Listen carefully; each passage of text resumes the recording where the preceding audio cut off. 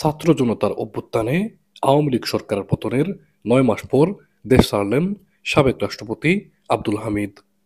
গতকাল বুধবার ৭ মে দিবাগত রাত ৩টা ৫ মিনিটে থাই এয়ারওয়েজের একটি ফ্লাইটে তিনি দেশ ছেড়েছেন বলে জানা গেছে।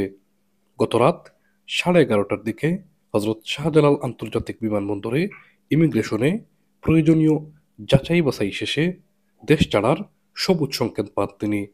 জানা যায়, রাত ৩টা ৫ মিনিটে থাই এয়ারওয়েজের TG ৩৪০ নম্বর ফ্লাইটে ব্যাংককের উদ্দেশ্যে ঢাকা ছাড়েন সাবেক রাষ্ট্রপতি আব্দুল হামিদ।